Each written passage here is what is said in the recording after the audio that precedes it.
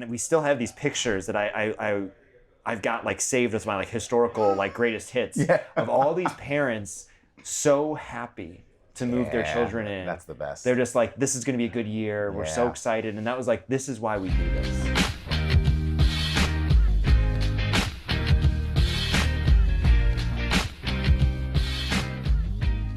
Whether you're developing a new student housing community or acquiring an existing one, fast and reliable internet isn't a luxury, it's a necessity. But when it comes to serving college students, standard telco providers often fall short on both performance and support.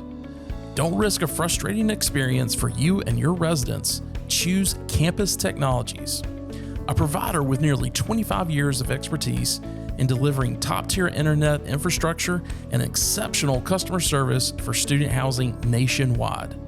Beyond high-speed wired and wireless internet, Campus Technologies also offers managed IT services to keep your property management team running smoothly at their properties. Even if you're not currently in the market for a provider, you need to know the best practices for upgrading your property's internet infrastructure. Download their latest white paper today. You can find the link in the show notes or visit campustechnologies.com.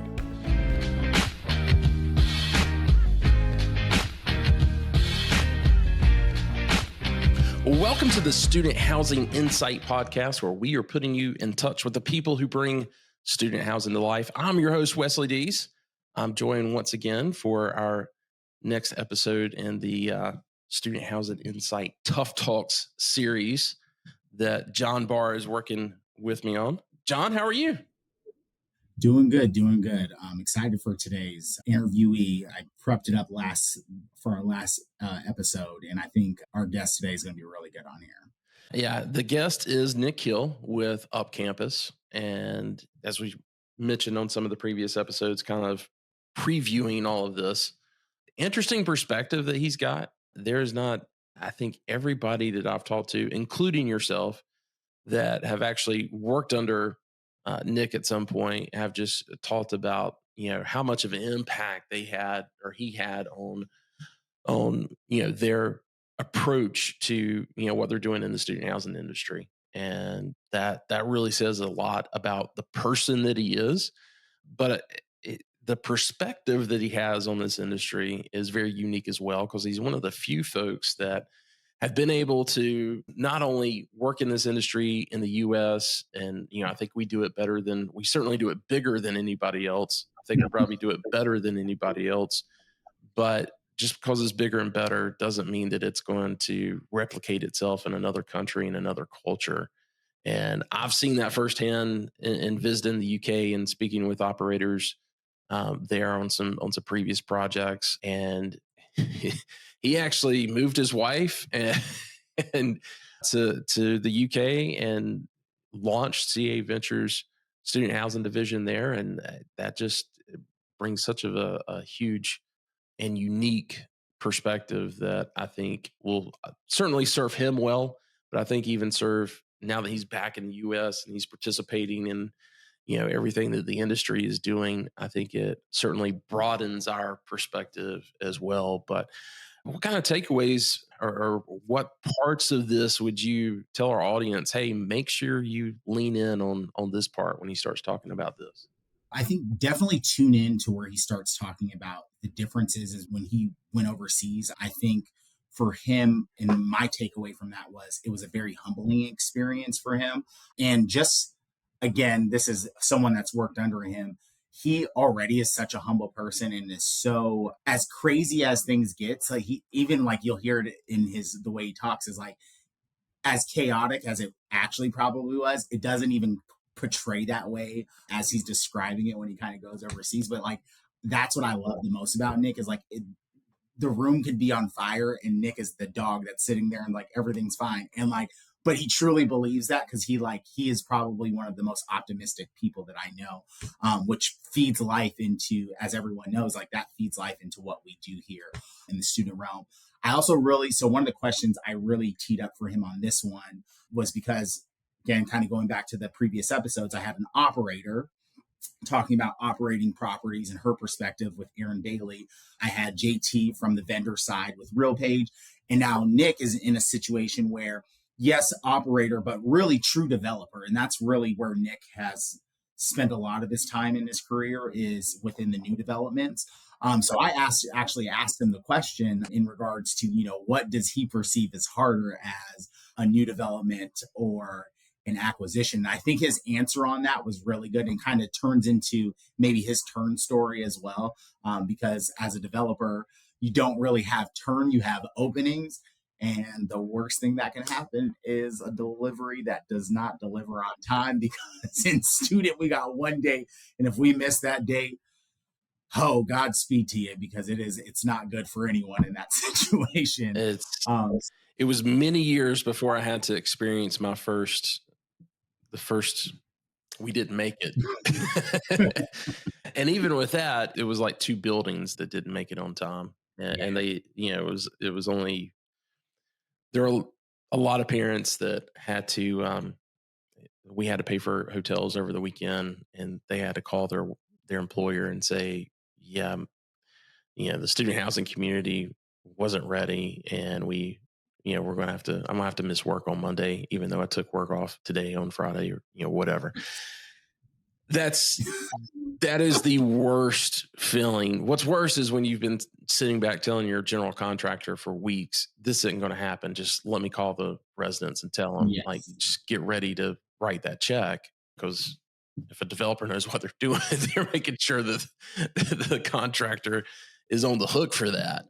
And weeks went by. Just every single week, I was just beating that drum, telling the developer, you're not going to make it.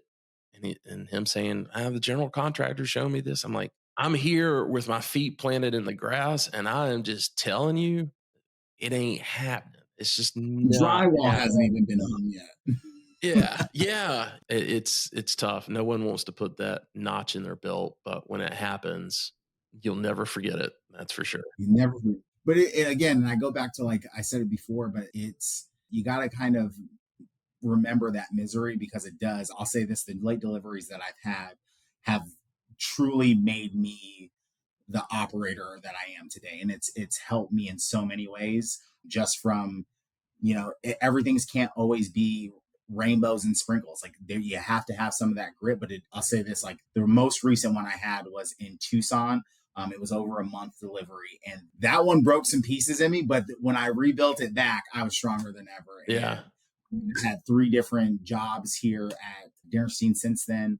And it's just due to the ability to, like, see situations. I can predict a lot more now. To Wes, what you were just saying, like, I now can see developments on a totally different spectrum of, like, nope, this isn't going to deliver on time. Yeah. And I'll just step into the building and I'll be like, nope, it's yes or no. And I know that now right off the top. And I, as an operator, I can go in, regardless of what the contractor's telling me, I'm going to send out delays to get ahead of it, just so that we can manage the face value. Because, like, getting out of that hole is reputation. It's not just that intermediate time, it's reputation.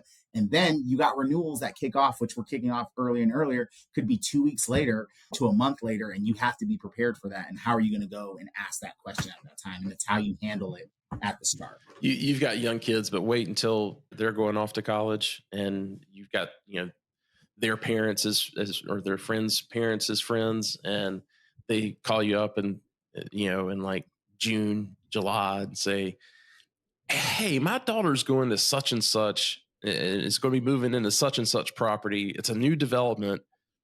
I just don't believe it's going to be ready. Can you go by and take a look at it? It's just one shot. And I'm like, yes or no. That's all I'm sending back. Yes or no. Yeah. And there's been a couple of cases where I've had to walk into the leasing trailer or walk into the leasing office if they have at least that part open, and can make a decision pretty quick. But there's been some in the past few years that I've just drove by, didn't even have to pull in the parking lot, and I'm calling the parent. I'm like, yeah, you need to find out what they're going to do, because your daughter is not moving in here in August. And I think that's the thing, though, is, like, especially, and you're seeing this more in studies that are coming out with Generation Alpha, but, like, the transparency era is here right now with Gen Z and Gen Alpha. And the more transparent we can be with people up front, the more they can digest it and, like, they're going to accept that versus finding out the day of or the night. Like the worst thing you send out the night before, it's like, hey, it's not going to be ready. And then you have a line out the door dealing with that already, with figuring out how we're going to get people, hotels, etc. It just, be as transparent as possible. It makes the end game much easier to get to. Yeah. I had a project that was delivering in summer of 2020, and everything got delayed because of COVID. And that was one that, it was great because everybody understood when we called them and said, look, we were calling them in June and saying, look, we know you're not going to be able to move in. We're going to have to put you, in a hotel. We've got the master lease with the hotel set up. If it's going to be 1 month or 6 months, we don't exactly know just yet. And that was, the parents and the students and the university completely understood. And, it was, we did have some people that backed out. I think they just backed out of college altogether for that year. But yeah, outside of COVID, there are no excuses that a parent's going to take. Well, hey, let's get to this episode with Nick, and we've got a couple of things to talk about on the outro with some events and stuff coming up. But yeah, let's get to that interview with Nick.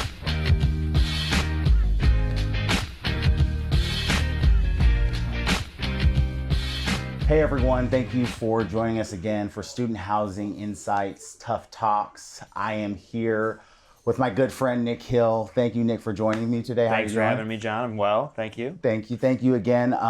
So Nick, obviously I know you, but would love for the audience to know who you are, what you do, and Nick Hill, COO of Property Management for a group called Up Campus, Chicago-based. We are an owner, developer, manager, student housing all over the U.S. My job is to assemble and lead our teams that's got to sell the dream and fill the buildings we build. Okay, awesome. So you get to do, and what I'm hearing is you kind of get to do a lot of the fun stuff. Like you get it from the ground up and you get to like make dreams happen. Yeah, I think that's a big part of it. Okay. And because we're like a growing organization, we get to pick the best parts of organizations we previously worked for and and maybe leave some of the stuff behind we didn't care for. I love that. Okay, I'm throwing a random one off on you because your job sounds so fun. Yeah. What's probably one thing about your job that's not as sexy as like what's the grizzly bear you gotta eat? Yeah, the discipline to create and follow standard operating procedures, just like SOPs. Yes. Because we're so nimble as an owner, we can make quick decisions and go. Yeah. Feels great to do that. Yeah. At times you gotta also be like, but remember, there's a reason we have this process and everybody has to follow it. Yep. Yeah. That's a good one. Well, one of the reasons why we made this little segment was like, I'm trying to understand what are everyone's spicy takes right now in the industry. So I would love to know what yours is. Spicy take. So a couple things. When COVID happened, we as an industry went from holding and hoarding information, like market survey information, to then, hey, we're all in this together. Yes. We're just trying to survive. Yep. What's going to happen to college? What's going to happen to student housing? Let's all make sure we all keep our head above water. Yes. The industry opened up, we shared information, and I think all boats rose with that. I agree. Now we're seeing, for various reasons, people are starting to hoard information again. And I think that really hurts from the bottom up of like, you're not sure which, some of the largest players, you don't know what their velocity 100%. is on certain floor plan types, rate changes. So I just would love to see the industry open back up because I think it's a win for everybody. Yeah, and I couldn't agree more. And I think more on what you were saying, like it's a win for everyone. And it's so important for our industry to win because like there's more to be done here. And I think there's so much room for the future CAs, managers on site to like come and lead this industry, and we have to be able to share that, and like that's what got us to this place in the first place. So I agree. Okay, Nick, so I think you are in a very unique position. I understand what you do right now, so like I would love to know from either your career and just your history of that, what is harder, an acquisition or a new development, and why you may have that take. So having been through both of those scenarios at Up Campus in the last 12 months, the answer is it depends, because it depends on the circumstances of, was the lease up a good one? Yep. You know, that's a good one. is the acquisition you're taking on, like, is the team in place on board, ready to rock? Yep. We recently went through one where we were very lucky, and the team on board was ready for our vision, and it was rolling. But I've heard horror stories where the team coming in may think, y'all are crazy. I don't know what you're thinking you're going to do here. And so then it's not only just you've got to lease and manage a building, but it's 100%. like change management and rebuilding a team, and that can be tough. It So honestly, it can go either way. But for me personally, I do prefer the new development side of the business. So if I had to pick, I'd go acquisitions could be harder. Okay, that's fair. That's fair. But the new developments are the most fun, guys. Just so y'all know, that's where we get our bread and butter from. Yeah. So obviously, I think you have a different experience sometimes than most, is because I think you are always on the new side and trying to come in or acquire. So like, would love to know. We obviously I've talked to a few people about like turn stories, but like, what is like, give me like your best turn or move-in story for a brand new property. Yeah, I'll give you two short ones of when it goes well and when it doesn't go well. Yeah. I'll give you the ugly one first. We get out on a high note. Was in one of these situations where we were coming down to the wire, and we had invited all the friends and family and residents, and everybody was helping move in, come to this like basically open bar and just wait for the city to issue us TCO. This was years ago. And we basically got everybody full and anxious and ready to go. 6 p.m. comes, the city says, you're not getting your TCO. So now I have to pop up a table, stand on it, and do like a attention everybody, I'm so sorry, but you're not moving. Like Dead Post Society, like standing on and just cheer. Oh. I was ready for the pitchforks to come out. It was one of the most like find your bravery moments that I've ever had to like. Yep. And I'll say the team we had was amazing, and they actually made it not totally awful, but that was a very challenging one that sticks very like it was yesterday. I love that. But then quickly the thing that comes out is there's another property a year later or so where it went perfectly. We opened the new dev, it was fully leased, and we still have these pictures that I've got like saved as my like historical like greatest hits of all these parents so happy to move their children in. That's the best. They're just like, this is going to be a good year. We're so excited. And that was like, this is why we do this. 100%. It's those moments. It's like, they're going to have that framed in their house somewhere, or that's a core memory for that child or that resident moving in. 100%. I get that feeling every time I get to open a deal and like the first person moves in. I'm just like, and I'm watching them like see all this stuff as they're showing their mom and dad how cool this is. It doesn't keep us young, but it keeps us alive. I think that's a good way to say it.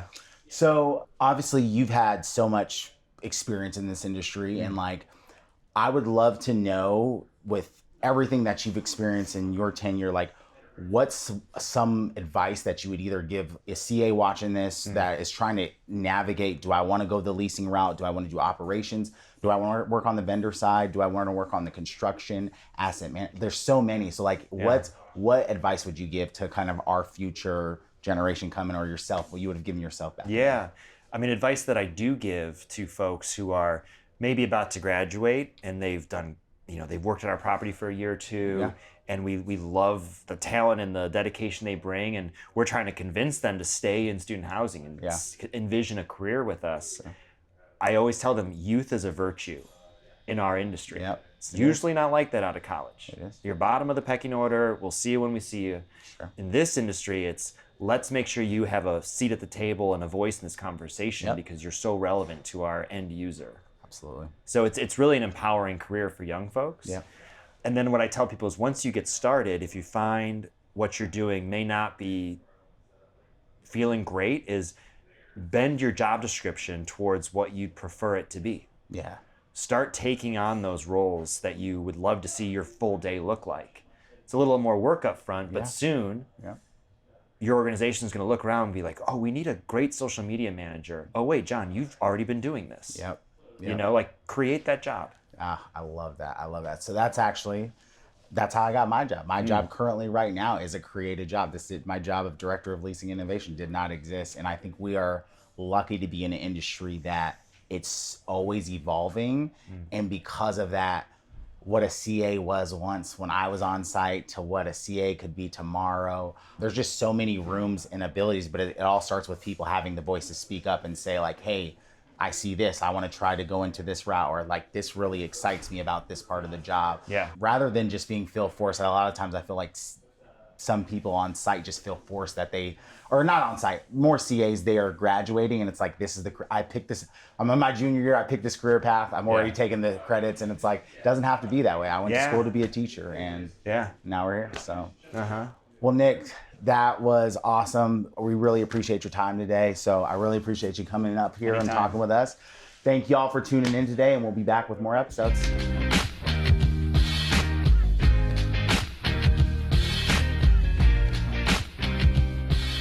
Well, again, big thanks to Nick Hill for providing that perspective, and loved his answers on your questions, and could tell you guys have a great camaraderie there as well.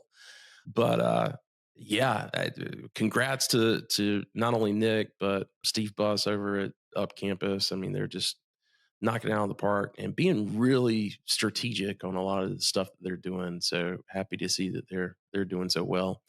Anything else you want to bring up? No, I think again, thank you to Nick, but I think this industry it's so funny. I said it a few episodes ago, but I said something about the state of it's cyclical, and it happens with the way you end up working with people too. You know, I worked with Nick such a long time ago, and now in a completely different role and capacity for myself. Like I was coming in as like, oh, a manager, first time lease up, and now being a director of leasing and innovation, and then working with him, the Deese companies and Up Campus is now partnering on a deal and working with Nick directly on the startup of that building. We're building that in College Station here. It's been really cool. I know he probably appreciates it, kind of seeing like the olive branch that grew within me. And so just something for viewers watching this is like, this is really the point of this, is that I want community assistants, managers to see that if you stay the length and stay in the industry long enough, you'll get to a point where like your once mentor that you think is gone because you left a company, you'll get to work with them again in a different capacity. And I think vice versa, that's going to happen for you, for someone. And that's why we do this, is like you see these people grow. And I think it's the most inspirational thing that we do here within our industry. Yeah. No, it's amazing going to, especially LeaseCon, which happens in December. Erica White was a CA for a property of mine when I was a regional, and just so many folks that I've seen them go into executive positions within the industry, and it's so cool seeing that, and having just a completely. Erica was a college student. Like, it was. She was, and she'll tell you this. She would have not been the first person I would have said that was going to be in this industry for a long time, and maybe not even past her time in college. That she would stay in it, and it's just been amazing to see not just her developing, into this great executive, but the impact she's making as well. And you're certainly going to see that with the folks that are coming through Dinnerstein. I completely believe that for sure. Well, hey, there's a few things that I want to make sure that the audience is aware of that's coming up that hopefully they could put on their calendars. One, we launched a relationship or collab, whatever you want to call it, with Bisnow. If you're not familiar with Bisnow, they put out a lot of content on the real estate industry and have some great, regardless, not just student housing, but if you're into data centers or BTR or conventional multifamily or retail, whatever, they just do a ton of, I would call them kind of micro events. They're very focused on particular, regional or geographic markets, and bringing those people around that are involved in those markets and in whatever sector. And they've been doing student housing for some time on kind of more national basis. They had like one summit that they would do per year. They've expanded that this year, and we've got one more that's coming up before the end of summer, and that's going to be on July 30th. I know anybody that's been in this industry is like, who in student housing is going to go to a event on July 30th. But if you're in the Atlanta market, and know we've got a ton of companies and professionals that are based in the Atlanta area, that's going to be happening July 30th. It's half a day. It's like 8 to 12:30 or something like that. So not a huge time commitment. But you can find that information and register at our website, studenthousinginsight.com. Just go to our events page, and there will be a link there to take you to Bisnow's page for that event. But before you go away from the events page at studenthousinginsight.com, make sure you get the discount code for registration. That'll save you a little bit of money on the registration fees. And let's see, Shop Talk. If this is probably going to be coming out right before our June Shop Talk, which will be the 24th of June. If you're not familiar with Shop Talk, that is our monthly webinar that we provide to the industry, that we host for the industry. We go over everything from policy and legislative topics that NMHC delivers, and then we also provide a topic of the month, as well as a catch up with our friends over at College House on what the last 4 to 6 weeks have looked like as it relates to velocity on the pre-leasing side. John, how's pre-leasing for you guys? We're still holding strong. I think we're good across most boards. We have a few, most are in the green. We have 2 in the yellow. And I think we have 1 that's like coming out of the red that we're like, all right, all hands on deck. We got to fix it. Generally, we're just seeing across the board that leasing is still good. We've just had to been a little bit more aggressive on concessions this year and less on the rent increases. So still averaging somewhere between 5 to 6%. We have a few that are in the 3% rental increases. But again, that's just regulating back to pre-pandemic student housing. If you're getting 3 to 4%, I remember that was the standard, and that was what underwriting always was. So you were doing a good job. So I've been telling my teams, y'all are crushing it. This is just, we're resetting back to how we used to do business. Well, this podcast is probably going to come out in the latter part of June. And where are you at right now on, because I'm already now thinking about properties that I'm doing work with and what they've got to get started in September as soon as move-in day is over with. Where are you guys in that process? So one of those projects will actually be with Nick Hill, and that'll be the new development that's going at Aspire Reserve that will be delivering in 27. We're opening up our leasing office at the end of June to start pre-leasing in August. I currently have a rate strategy that's set up right now for that. So rents for our new devs are basically set, ready to go. And then we will begin the remainder of our rate strategies here relatively soon, because we're kicking off leasing. Our goal is to get leasing out of the door, start at September 1 across the board nationwide in all of our markets. So it's like they move in, here's that renewal offer right out the bat, which I used to like. If you would have asked me this like 10 years ago, I'm like, no one's doing that. And lo and behold, you would be surprised how many renewals come off once you offer them. They have a great move-in experience. Why wouldn't I stay for another year? Have you gotten into offering 2-year leases at this point? No, because I think when it comes to, I'll say this, if you would have asked me that last year, I probably would have taken the money, because again, we went from like 10 to 12% back down to regular. So like we probably could have projected that. I think with a partnership with Harrison Street, we kind of look at it yearly. On the conventional side, we started looking at that for BTR. That is actually something we've recently tested out in a few markets.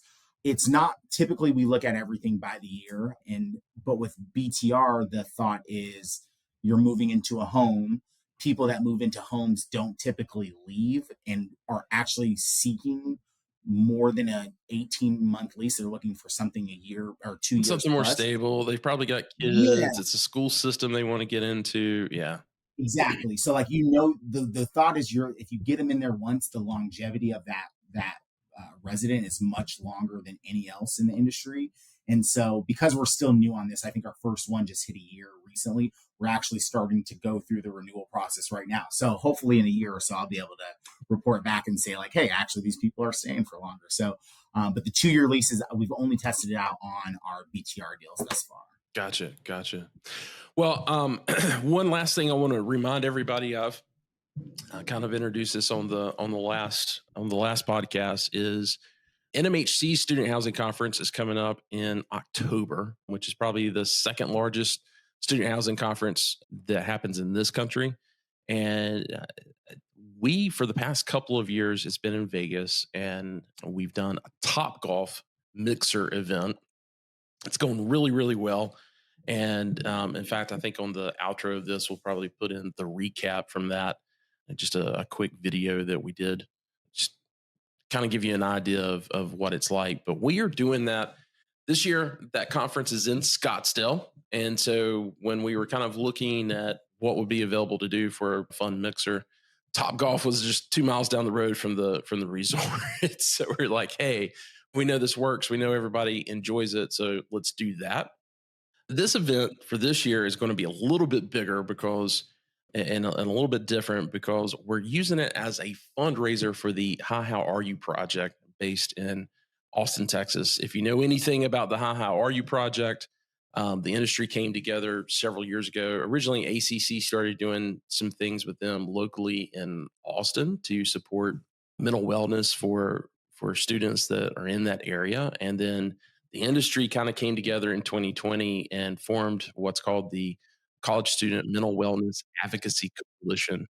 And we've been putting out a ton of resources with that coalition with How Are You, as well as a huge national survey that is, we didn't know it when we were creating it, but it actually is the largest survey of college students, mental wellness survey of college students in the world. So we're now talking to companies that are in Australia that are wanting to launch the same thing there. So really cool what they're doing there. But this is going to be a very important event that we want to make sure that, of course, all the owners and operators who are attending the conference are invited to. But we really want the sponsors, the exhibitors, the service providers who are looking for opportunities to meet with those owners and operators.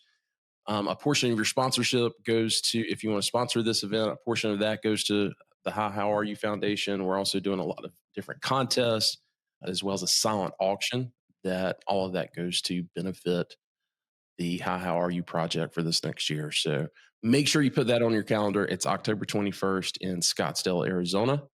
John, you plan on being there? I am going to be there. That's the one I signed up for. So as an ambassador, y'all see me there. Well, just a quick preview for our next episode. We're going to be talking to Willie Butler, again, a former co-host of the Student Housing Insight podcast. You sat down with him at Interface for one of these tough talk interviews, and I'm looking forward to what he's got to say. So we'll catch you on the next episode, everyone.